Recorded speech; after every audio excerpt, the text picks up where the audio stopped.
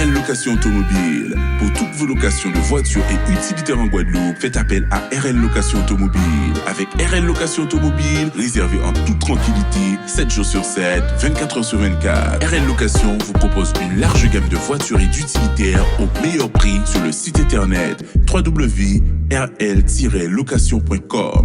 RL Location, c'est aussi l'assistance et la livraison. Pour tout renseignement, contactez-nous au 05 90 106 687. RL Location Automobile, la location en toute simplicité.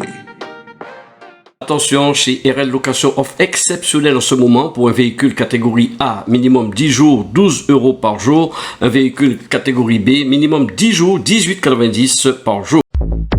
Guadeloupe, actualité. Et la vigilance jaune pour fortes pluies et orages a été déclenchée par Météo France. L'onde tropicale 98, elle, nous envoie de gros paquets de nuages. La prudence sera donc de mise ce week-end. Les sols sont déjà gorgés d'eau et le risque d'inondation et de glissement de terrain sont déjà très élevés, donc encore prudence. Et de passage dans le sud Basse-Terre, le ministre de l'Outre-mer a annoncé un certain nombre de mesures, notamment en faveur des agriculteurs. En ce qui concerne les indemnisations, il faudra patienter le temps des mesures administratives. On fait le point. On va prolonger, comment ça s'appelle ça, le POSEI pour les agriculteurs bananes, comme s'ils avaient eu la même production que l'année dernière. Donc ils ne perdront rien. Donc ça, on va aussi sur le même topo, c'est ce que j'ai vu avec le préfet.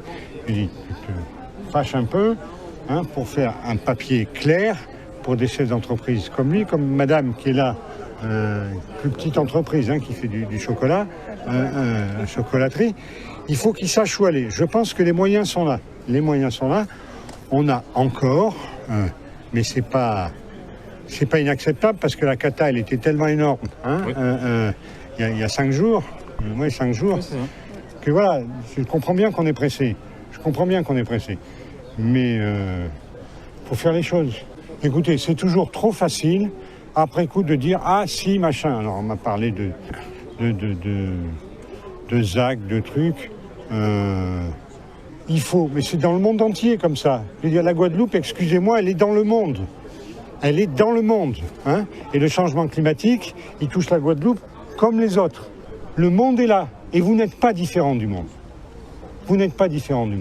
Par contre, ça nous oblige, et on en a parlé avec les grands élus ici, à travailler sur le curage des rivières, par exemple, sur la prévention pour les rivières. Tout le monde est d'accord pour y aller. Alors on réfléchit avec Chalus, avec Tosbar, avec Louisie, sur comment on fait avec les maires. Voilà. On avance, je veux dire. Vous ne pouvez pas empêcher que le monde est le monde, même en Guadeloupe. Déclarer un pays en catastrophe. Bon, c'est un bulletin qui est simple et qui a fait vite. Mais après, si vous regardez circulaire là, qui a géré ça, il a pris 14 mois. Ou a donc un cadre rigide. Il faut une discipline. C'est ça, parfois, nous dit mal à comprendre un pays Guadeloupe. Il faut un protocole. Ils ont discipline, ils ont bulletin. Mais en même temps, il faut les élire aussi, et c'est Caillou d'après moi, nous avons le courage de dire, mais là nous d'accord, mais là nous pas d'accord. Donc, premier but à ministre là, c'est de dire, nous venons ici dans un café Cholette, mais il ne faut pas nous attendre 18 mois, parce que ça peut prendre au moins 18 mois. Si premier l'argent qui arrive, mois et mois après, si en particulier, toutes mes bails, panions des gens premiers, qui sont premiers, d'extrême urgence, ça existence circulaire là, extrême urgence. Le problème, nous, c'est de dire, comme Mitterrand te dit après Hugo, il faut bousculer les procédures. Déclarer, c'est bien. Mais ensuite, on va prendre l'agriculture. L'agriculture, c'est notre procédure encore. C'est calamité agricole. Mais quand on n'a pas appliqué le Fonds national de garantie des calamités agricoles dans les Outre-mer, malgré tout ça, nous demandons, il y a intégré après à un code, pourquoi on va rentrer trop compliqué. Donc, c'est le fonds de secours qui peut tout de suite aider. Donc, ça, c'est une première étape. Après, il y a d'autres étapes qui sont trop longues pour nous balayer. Et il y a travail derrière pour finir toucher. Et maintenant, nous recevons le maire de la commune du Gosier, président de la communauté d'agglomération de la Riviera du Levant, Cédric Cornet. Bonsoir. Bonsoir à tous ceux qui nous regardent sur Canal 10. Alors déjà, dans un premier temps, on ne vous a pas trop vu sur la visite. Pourquoi ? Non, c'est vrai que j'ai une population exigeante sur le territoire du Gosier qui demande beaucoup au quotidien. Et Fiona a notamment privé pas mal de maisons du gosier et de secteurs du gosier d'eau. Donc c'est vrai que j'étais à fond sur la distribution et notamment les personnes âgées, les femmes enceintes et les personnes en handicap. Donc c'est clair que chaque personne, chaque élu voit l'intérêt de son territoire. Et aujourd'hui, que ce soit à travers la CARL, où on a une réunion il y a 48 heures avec le préfet, où il nous a dit que chaque commune de la CARL commandait les réserves d'eau. Et moi, je dois me concentrer sur le gosier. Et une très bonne nouvelle, puisque malgré que je ne fais pas partie de la visite, mais je suis en contact direct avec l'État, aujourd'hui, le Palais des Sports aura une machine qui va transformer l'eau potable. Donc c'est finalement au Palais des Sports du Gosier Palais qu'elle sera installée. Voilà, donc vous voyez, on n'a pas besoin forcément d'être derrière un ministre pour avoir des résultats, mais aujourd'hui, Gosier sera un vrai lieu d'approvisionnement et surtout de distribution de l'eau sur toute la Grande Terre. On a vu que vous aviez pris ce dossier justement à bras-le-corps lors de votre élection à la tête de la CARL. Vous aviez fait acter justement ce syndicat unique qui avait du mal à voir le jour. Il était censé être doté d'une enveloppe de 400 millions. J'ai l'impression que quand on aborde la question, ça dérange. Bien sûr que ça dérange. Et c'est vrai que malheureusement, ce que j'avais demandé à l'initiale il y a 2 ans a été interféré par une loi à l'Assemblée nationale et au Sénat. Aujourd'hui, il y a un SMGAG qui essaye de sortir de terre, qui essaye de s'en sortir, mais il est clair, et je le redirai toujours au service de l'État, mais aussi à mes collègues présidents d'Aglo, si nous n'avons pas l'argent en face pour pouvoir mettre une vraie politique de l'eau en place, on n'y arrive pas. Et vous voyez bien que s'il y a déjà des problèmes administratifs, notamment des directeurs de cabinet ou des DGS qui ne restent pas, c'est qu'il y a déjà un problème structurant dans le SMGAG. Alors, mais qu'est-ce qui manque Moi, je le redis, et je le dirai toujours. S'il n'y a pas d'argent, il n'y a pas de réalisation. Aujourd'hui, en 2022, que ce soit la ville du Gosier, la CARL, la région, le département, le SMGAG, on a tous besoin d'argent. On a tous besoin de fonctionner. Et le SMGAG est le premier qui a le plus besoin parce que on va dire que la dette du SIAG n'est toujours pas en équilibre et que l'argent, les créances qui devaient rentrer pour le SIAG ne sont pas rentrées. Donc le SMGAG n'a pas cet argent pour commencer. Alors pourquoi on a droit à 2 discours distincts? On a une partie des élus qui nous diront qu'il n'y a pas de problème de financement, qu'il suffit de prendre des fonds européens et divers fonds de l'État, et d'autres qui nous disent bon, il n'y a pas d'argent. C'est pas ce qui se dit dans la réunion des élus. Lorsque nous parlons entre nous Guadeloupéens, on est tous d'accord sur un seul point, c'est qu'on n'a pas assez d'argent. Ça, je vous le dis, que ça soit des réunions de président, puisque je suis président, je vous le dis, le discours, c'est que ça soit pour une évolution ou quoi que ce soit, le but du jeu, c'est d'avoir les moyens de nos politiques. Aujourd'hui, nous ne les avons pas. Et c'est pour ça qu'on ne nous respecte pas. Parce que si on avait les moyens, et c'est ce que j'ai dit lors de la dernière réunion des présidents, je leur ai dit clairement, tant qu'on n'aura pas le pouvoir sur la justice, sur la police et sur la fiscalité, on ne sera jamais respecté. Et ça, je l'ai dit, je continuerai à le marteler. Aujourd'hui, nous sommes des secrétaires. Nous ne sommes pas des présidents des maires. Nous sommes des secrétaires de mairie, des secrétaires d'agglo. Parce que si on n'a pas les moyens de mettre notre politique publique en place, eh bien la population... Je donne un exemple. Vous avez par exemple des routes à faire. Vous êtes maire. Votre budget à l'année ne vous permet pas d'entretenir les routes. Comment vous voulez être respecté par une population qui a voté pour vous, qui vous dit « ma route est abîmée ». Pareil, pour tout ce qui est canalisation, on a fait un gros effort depuis 2 ans. Les Gosieriens l'ont vu, puisque c'est la première fois qu'il y a des intempéries que ni Grand B ni Belle Plaine n'ont eu de problème d'eau, comme par le passé. Pourquoi ? Pendant 2 ans, avec ma majorité de la CARL et ma majorité de la ville du Gosier, nous avons été sur le terrain avec des entreprises pour nettoyer les canalisations. Un travail de longue haleine. Beaucoup de gens se disent, mais Corneille, il travaille, mais il vient plus boire un sec avec nous. Oui, j'ai plus le temps. Parce que aujourd'hui, ma satisfaction, c'est que le week-end dernier, lorsque j'ai fait le tour du Gosier, j'ai vu que personne n'a été impacté. Eh bien, je préfère être au travail et aider ma population que d'être dans le je tape dans le dos et je viens boire un sec avec quelqu'un. C'est vrai que je suis moins présent sur le terrain pour une seule et bonne raison, que je dois mettre en place les actions publiques et trouver des voies et des moyens avec l'aide de mes partenaires, notamment la région et le département, à Richelieu-Guilosbar, avec le préfet, avec tout ce que je peux trouver pour faire en sorte d'anticiper. Et c'est ce qu'on a fait depuis 2 ans. C'est vrai qu'en avril, on a morflé parce que le travail n'avait pas eu le temps de se terminer. Là, avril nous a donné un peu de temps et nous a même encouragé nos partenaires à faire le travail, qui fait qu'aujourd'hui, on a été moins impacté, voire quasiment pas impacté. Mais je le redis, c'est un travail de longue haleine. C'est pas quand on est entre guillemets sain et sauf et qu'il n'y a pas d'inondation. Vous n'imaginez pas le travail qui est fait en amont, pendant et après. Et regardez bien, malgré qu'on a eu des arbres qui sont tombés, le dimanche, le gosier était opérationnel. Pourquoi? Parce que j'avais déjà dit en amont à toutes les entreprises, à tous mes services techniques, dès samedi, on doit être opérationnel. Mais avant, les anciens maires ne faisaient pas ça. Aujourd'hui, tout le monde sait qu'on est à Gosier. On se demande même si Fiona est passée en Guadeloupe à Gosier. Pourquoi? Parce que ma majorité, on a décidé de protéger notre population. Grâce au PAPI, grâce à la GEMAPI, grâce à nos partenaires, aux contrats qu'on met en place, les marchés qu'on met en place. Et je vous dis, c'est tous les jours. Et le stress, parce que vous imaginez bien que vendredi soir, j'étais pas serein du tout. Malgré tous les travaux qu'on a fait, je me suis posé la question, est-ce que ça va passer? Et je vous dis que j'ai passé un meilleur week-end qu'en avril. Ça, c'est sûr. Pour autant, vous avez quand même des distributions d'eau à assurer. Donc, il faudra quand même trouver une solution sur le long terme quand même pour cette distribution de l'eau. C'est ce qu'on est en train de faire. Déjà, on a le plan Marshall de l'eau. Marshall, le ministre Carinco n'a pas apprécié. J'ai évoqué le plan Marshall de l'eau avec lui. Je pense qu'il ne connaît pas peut-être l'histoire du plan Marshall. C'est américain. Oui, c'est ça. Mais je rappelle que c'est un Français qui l'a mis en place, le plan Marshall. Et je veux quand même le redire, parce que c'était sous Lafayette et tout ça. Mais ce que je veux faire comprendre, et qu'on soit vraiment clair, c'est d'être dans une logique d'anticipation. Aujourd'hui, je le redis et je veux vraiment que les Guadeloupéens comprennent. On est blessé, on n'est pas guéri. Oui, Fiona est passée, mais on est blessé.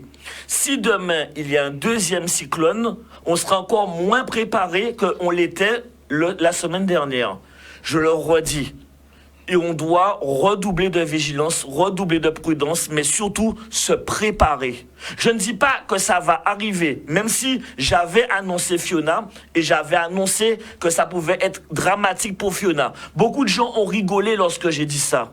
Mais après, ils ont dit « Ah oui, Corné, il avait raison, il avait prédit ça. » Mais je le dis, je ne prédis pas. C'est que moi, dans ma manière de fonctionner, je vois toujours le pire. Je vois toujours le scénario le plus impactant. Aujourd'hui, je le dis, il faut que notre population se prépare jusqu'à janvier. Si on ne fait pas ça, le bilan risque d'être plus lourd qu'il est actuellement. Je vois que personne n'en parle, personne ne le dit, mais je n'aimerais pas avoir raison. Donc, ne me donnez pas raison, préparez-vous. Préparez-vous, mais il faut que les élus aussi en amont se préparent. Moi, je fais mon maximum. Honnêtement, à Gosier, je pense que plus, je surchauffe. D'accord? C'est 24 sur 24, 7 jours sur 7, du lundi au dimanche. Comme je vous l'ai dit, l'usine à eau, c'est au Gosier. Aujourd'hui, pourquoi vous avez été désigné alors qu'il y a des zones qui sont très impactées? Pour une seule et bonne raison, on n'est plus réactif. Et je le redis, c'est comme ça que je suis. Je suis hyperactif. Je travaille pour ma population. Et je suis toujours demandeur. Donc, est-ce que vous assurerez des livraisons qui vont partir du Gosier justement pour aller Mais c'est ça l'objectif. En gros, ce que je veux permettre, c'est la solidarité, que comme le Gosier est fort, de pouvoir aider les autres. Et de pouvoir être la ville phare et d'être toujours en premier plan pour aider les autres. Et c'est ce que nous allons mettre en place, notamment pour le problème de l'eau. Vous voyez une issue positive à tout ça? Alors, moi, je suis toujours positif dans ma tête et j'essaie toujours d'emmener... Vous réalisez quand même que les Guadeloupéens attendent la création de ce syndicat et d'avoir une distribution d'eau potable correcte depuis plusieurs décennies. Alors, je le redis, déjà, l'avantage, c'est qu'il existe. Maintenant, c'est comment on l'alimente. Et c'est ce que j'attends du gouvernement, c'est vraiment cette enveloppe des 400 millions qu'ils avaient promis. Aujourd'hui, pourquoi ne l'envoie-t-il pas? Pourquoi moi, je pense la développe pas, en fait. Moi, je pense qu'il y a surtout d'abord eu un effet d'annonce. Parce qu'il était important de rassurer les populations. Je pense dans un deuxième temps que la France est un peu dépassée budgétairement, et on le voit dans la loi de finances chaque année où les communes et les agglos ont moins de dotations chaque année. Retirer 400 millions du budget de la France, alors que la France, elle est hyper endettée, qu'on sort de 2 ans de Covid, je comprends qu'ils jouent la montre et que même s'il y avait un besoin de 400 millions, ils ne donneront jamais les 400 millions d'un coup. Ils morcelleront les 400 millions, peut-être à coût de 50 millions. Ou de 90 millions par opération. Exactement. Et après, ils nous diront, regardez, l'enveloppe des 400 millions, au bout de 20 ans, on est arrivé à vous les donner. Mais sauf que malheureusement, on les a besoin maintenant pour pouvoir vraiment donner de l'eau en quantité et en qualité dans les robinets des Guadeloupéens. Mais je le redis, on n'est pas un pays indépendant. C'est pour ça que je demande que notre fiscalité, notre justice et notre police reviennent dans nos pouvoirs locaux. Malheureusement, je le dis, on est français. J'assume d'être français. Je n'ai rien contre l'État français, mais il ne faut pas donner l'illusion à la population qu'on a le vrai pouvoir. La preuve, regardez, tout s'écroule. C'est pas nous qu'on vient voir, c'est le ministre. Ça veut bien dire que l'argent, le pouvoir, les vraies responsabilités, c'est l'État centralisateur de Paris qui l'a. Si on ne comprend pas ça, on ne peut pas comprendre la politique des Outre-mer. Nous ne sommes que des secrétaires du ministre de l'Outre-mer ou du gouvernement. Vous ne voulez plus leur servir de gilet pare-balles, visiblement. Le problème, c'est pas une histoire de gilet pare-balles, c'est une histoire que moi, je suis volontaire. Je n'ai pas été élu pour dormir sur mes lauriers, mais au contraire, amener un progrès. Donc, j'utilise le système tel qu'il est. J'utilise un système financier, j'utilise un système d'organisation avec des règles et des règlements qui nous limitent, il faut le dire, puisque la compétence fait qu'on ne peut pas faire ci, on ne peut pas faire ça, qui fait que si, et ça que je parle de justice et de police, je prends un exemple. Là, on est dans une catastrophe difficile. Les élus doivent faire attention à tout ce qu'ils pourraient faire comme dépenses. Pourquoi? Parce que demain, un procureur pourrait dire « Pourquoi vous avez acheté de l'eau pour la population alors que ce n'est pas votre compétence ?» Où est la délibération qui a dit que vous pouviez le faire? Donc aujourd'hui, comparé à un pays qui aurait sa fiscalité, sa police et sa justice, les élus locaux ne peuvent pas faire les dépenses optimales pour pouvoir aider le pays. Ils sont limités par des compétences qui sont morcelées par différents organismes ou différentes collectivités. Qui fait qu'aujourd'hui, à un moment donné, on va vous dire, je vais dire par exemple à mes services, « Ah, j'aimerais faire ça pour la population. » On me dit « Non, président, tu ne peux pas. Tu n'as pas la compétence, tu n'as pas le droit. Je prends un exemple simple. Vous avez un arbre, par exemple en ce moment, suite à Fiona, qui est en train de tomber sur la maison de quelqu'un au gosier. La ville du gosier, la Carle, n'a pas le droit d'aller couper l'arbre. Là, par exemple, le CCAS, ce matin, a été voir une dame de 90 ans. Vraiment, c'était un truc fouillis avec des arbres, avec... La dame, on ne sait pas comment... On aurait dit qu'elle vivait chez les Hobbits. D'accord? Le CCAS m'appelle, me dit « Monsieur le maire, demande au service technique de nettoyer pour la dame de 91 ans. » Eh bien, on me dit « Non, les services de la ville ne peuvent pas faire. On doit prendre une entreprise privée qui ne sera pas commandée par le maire, mais par le CCAS pour pouvoir aller nettoyer. » Et si je faisais envoyer un employé municipal, je peux me retrouver en garde à vue. En gros, c'est ça qui fait qu'aujourd'hui, la population ne comprend pas. Elle se dit « Mais si j'ai un maire... » Si j'ai un arbre qui tombe, qui me menace, normalement... Sous la réactivité aussi, parce qu'on voudrait que vous agissiez vite. Exactement. Mais oui, au moment où je dis à mes services, il faut faire. On me dit non, c'est interdit. On me dit, on ne peut pas utiliser d'argent public sur un terrain privé. C'est la loi. Et c'est comme ça que vous vous retrouvez en garde à vue, mis en examen, parce que, au final, vous voulez faire du bon sens. Vous voulez aider votre population, et après on vous dit non, vous n'aviez pas le droit de faire ça. Donc, je veux quand même que...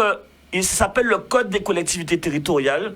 j'aimerais que la population comprenne des fois que si quelque chose ne se fait pas, c'est pas la faute du président ou du maire, c'est que la loi ne nous permet pas de le faire. Tout simplement. Donc, ça, pour moi, mais... c'est important que je fasse passer le message. Un message qui est passé beaucoup aujourd'hui, puisqu'il va falloir des simplifications administratives, puisqu'on sait très bien que les procédures prendront moi, plein je de ne les temps. vois pas, ces simplifications. Justement, et l'arrêté de catastrophe naturelle qui va être publié normalement, qui a été signé hier et qui doit être publié normalement d'ici le week-end, le délai de traitement, on nous a dit que ce sera à peu près 14 mois. Oui, c'est ça. Et donc, c'est ça que je demande. Donc les indemnisations à 14 mois. Alors, c'est ça le pire. Vous avez vu tous les ouvrages, les ponts. Je prends un exemple. En avril, le pont de Moreau à Gosier s'est écroulé avec les fortes pluies. Aujourd'hui, entre le moment où on fait les études pour l'ouvrage du pont, refaire la route, on nous dit entre 6 et 8 mois. Donc vous imaginez, si le petit pont de Moreau qui a été écroulé au mois d'avril avec l'eau, vous imaginez le pont de Basse-Terre, celui de Saint-Claude. Donc c'est pour ça que je dis à la population, on est en difficulté. Ce n'est pas le moment de se laisser aller, c'est le moment de se protéger. Merci beaucoup Cédric Cornet, je le rappelle, maire du Gosier, président de la communauté d'agglomération de la Riviera du Levant, d'être venu sur ce plateau ce soir. Merci beaucoup. Et on enchaîne puisque la solidarité guadeloupéenne est en branle depuis le passage de Fiona. Particuliers, associations et entreprises portent leurs contributions dès qu'elles peuvent. Les groupes religieux ne sont pas en reste avec des dons pratiques de grande valeur. L'Église de Jésus-Christ a financé plusieurs nettoyeurs haute pression de la ville de Goyave et entend débloquer des enveloppes de 25 000 € par commune qui en ont besoin. Regardez. De satisfaction pour montrer que la solidarité elle joue, elle est complète grâce à cette association de l'Église de Jésus-Christ et qui ont été très actifs depuis dimanche puisque les jeunes étaient sur le terrain, ils ont commencé à déblayer et ils ont vu des besoins parce que la commune ne disposait pas d'autant de Karcher et donc on va pouvoir poursuivre ce travail de solidarité, de propreté. Et franchement je suis ravi de voir tout cet élan de générosité, de solidarité au niveau de la Guadeloupe à tous les niveaux. Et encore une fois, je leur dis un grand merci pour la population de Goyave, mais surtout au nom des sinistrés. Comme nous étions sur le terrain, nous avons vraiment vu qu'il y avait ce besoin de Karcher. On a travaillé avec le service technique qui nous a indiqué quelles étaient les machines dont ils avaient besoin. Et là, nos dirigeants nous ont permis donc d'ouvrir cette ligne. C'est vraiment un premier cadeau. C'est une ligne de 25 000 € qui a été ouverte donc, pour chacune des communes. Donc là, nous pensons que nous aurons de quoi faire et nous pourrions intervenir et aider les familles dans la souffrance. Voilà, okay. Eh bien oui, l'argent, c'est le nerf de la guerre, tout le monde le sait. Et on tient la population, et nous d'ailleurs aussi au passage, puisque ce qu'ils font c'est extraordinaire, mais la population de Rivière-des-Pères remercie donc grandement Papou Grill et l'entreprise EDT qui assure la livraison de centaines de repas depuis la catastrophe. Tous les jours, ils sont aux côtés de la population. On a pu le constater sur le terrain aujourd'hui, donc on félicite toutes ces entreprises qui font preuve de grand cœur, on doit le dire. Et après Pointe-à-Pitre, la ville de Morne-à-l'Eau lance sa première station de vélo électrique. Le reste en images. Aujourd'hui, nous inaugurons le service de station de vélo assistance électrique en libre service. Et donc, ici, on est sous la plage Archimède pour lancer la station de la plage Archimède. Il était nécessaire que nous puissions mettre à la disposition de la population, de nos visiteurs également, ces vélos qui leur permettront de découvrir la ville, de traverser la ville. Aujourd'hui, nous savons très bien que la mobilité douce participe beaucoup à l'entretien de l'homme, de l'humain. Et que cela nous permet aussi d'éviter la voiture à tout moment et de parcourir la ville de manière un peu plus facile. Le principe, c'est qu'il y a un totem, donc avec un panneau. Il y a un panneau qui est fixé à côté de la station.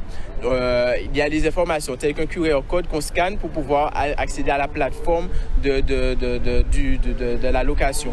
On a la possibilité de louer un vélo grâce à une carte interactive où on peut voir les différentes stations qui sont présentes sur le territoire. Étant entendu que la CNGT lance son schéma directeur des modes actifs, mobilité marche à pied plus vélo.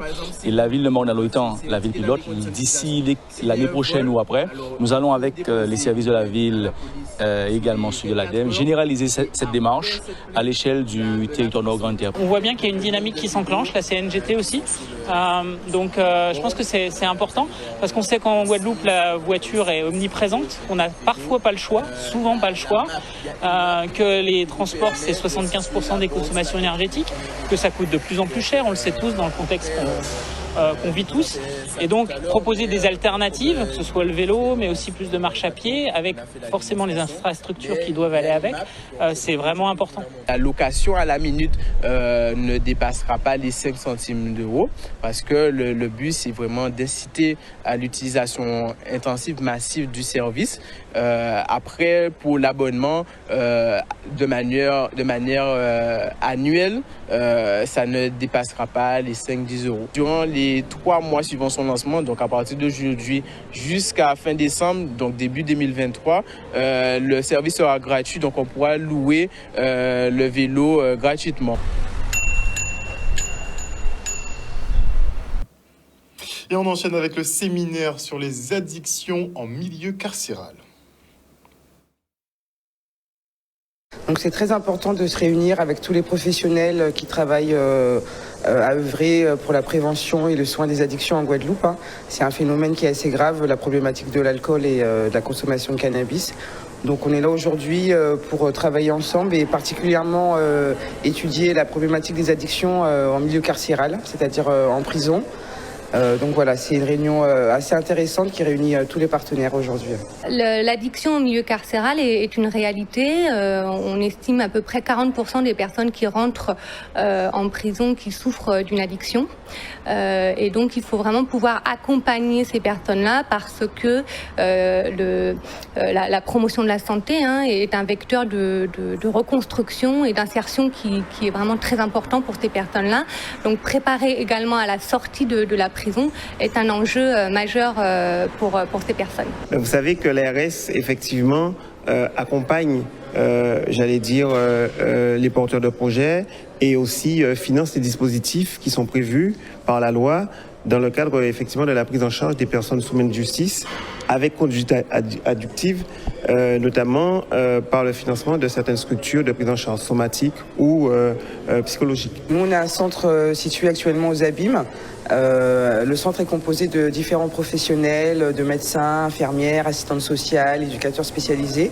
Et donc on accompagne 400 à 500 usagers par an qui ont une problématique d'addiction à l'alcool, cannabis, mais aussi beaucoup ce qu'on rencontre aujourd'hui, les addictions aux écrans, aux jeux, à la télé, etc. Donc c'est des consultations qui sont totalement gratuites et donc les personnes peuvent nous appeler. Je peux donner le numéro de téléphone si vous cherchez à nous joindre, si vous rencontrez une problématique d'addiction ou si quelqu'un de votre entourage également a une problématique. On est joignable du lundi au vendredi au 05 90 83 63 47. Je rappelle, les consultations sont totalement gratuites et anonymes. On a plusieurs leviers. Je vous ai cité le levier du financement, puisqu'on finance des structures. On a eu effectivement, dans le cadre de la stratégie nationale de santé, des fonds qui ont été donnés au titre donc, de la politique sur effectivement les addictions. Donc ça, ce sont des leviers importants. Et aussi, j'ai envie de vous dire aussi, c'est le levier aussi important, c'est le fait de pouvoir réunir ces personnes et de pouvoir discuter, échanger avec eux de manière à avoir donc des pistes donc d'action à mettre en œuvre. Outremernews.fr, le site de l'actualité Outre-mer, 24 heures sur 24 et 7 jours sur 7. Retrouvez la chaîne Outremer News sur YouTube.